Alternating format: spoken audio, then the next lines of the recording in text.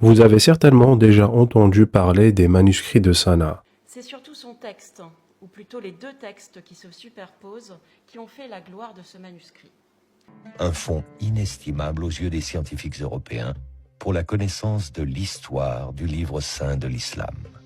Cette histoire que certains islamophobes ignorants ressortent à chaque occasion, comme un anathème dans l'espoir de discréditer le Coran. Ils affirment avec un aplomb déconcertant que ces manuscrits contiendraient des versets reformulés, des mots ajoutés, d'autres supprimés, et qu'ils prouveraient l'existence d'un Coran différent de celui que nous avons aujourd'hui. Une accusation grave mais totalement infondée. Alors, de quoi parle-t-on exactement? Dans les années 70, lors de travaux de restauration dans la grande mosquée de Sanaa, au Yémen, des ouvriers découvrent des milliers de fragments anciens, des feuillets, des pages écrites à l'encre de l'époque, conservées pendant des siècles. Parmi ces fragments, certains sont de véritables copies du Coran, d'autres des notes et des carnets d'apprentissage. Et c'est précisément sur cette dernière catégorie, de simples carnets d'enfants, que certains orientalistes se sont précipités, croyant tenir enfin une preuve contre l'authenticité du Coran. Ce qu'ils n'ont pas compris, ou qu'ils ont volontairement ignoré, c'est que ces écrits n'étaient pas des mushaf officiels, mais de simples cahiers d'apprentissage appartenant à un enfant musulman, ou à plusieurs enfants, qui est mémorisé le Coran. Il s'agit de carnets de mémorisation où l'enfant écrit, se trompe, efface, corrige, réécrit, oublie un mot, le rajoute dans un espace manuscrit, se trompe à nouveau et se rappelle enfin du bon mot pour le replacer. Tout cela apparaît très clairement dans ces manuscrits. Les lignes sont irrégulières, les mots mal alignés, la mise en page désordonnée sont les règles strictes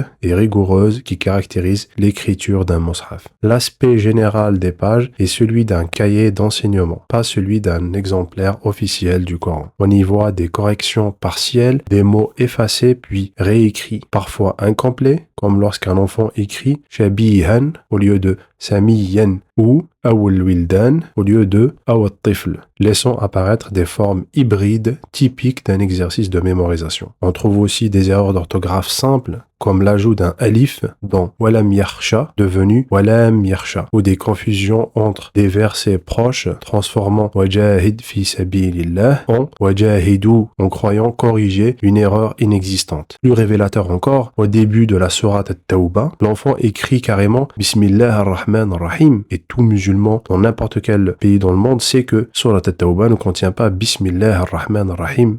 Donc le prof ici l'a corrigé en lui disant « La taqul bismillah » et c'est écrit clairement dans le manuscrit. Donc voilà ce que ces manuscrits révèlent, des simples exercices pédagogiques. Et malgré cela, certains continuent d'affirmer que ces cahiers d'enfants prouveraient que le Coran transmis par la communauté musulmane serait altéré. C'est non seulement absurde, mais profondément révélateur de l'ignorance totale sur la manière dont le Coran a été transmis. Le Coran n'est pas et n'a jamais été un simple texte écrit sur le papier. C'est avant tout un livre oral, transmis de bouche à oreille avec une précision absolue par le tawatur depuis le prophète Mohammed sallallahu alayhi wa sallam jusqu'à aujourd'hui. Chaque lettre, chaque voyelle, chaque prolongation, chaque règle de récitation est transmise par une chaîne continue et vérifiée. Aujourd'hui, des centaines de milliers de personnes dans le monde possèdent une ijaza, une autorisation formelle attestant qu'elles ont appris le Coran intégralement, oralement de leur cheikh, qui l'a lui-même appris de son cheikh, et ainsi de suite, jusqu'au prophète Mohammed sallallahu alayhi wa sallam. Aucun mushaf n'est imprimé sans être relu et validé par des spécialistes de cette transmission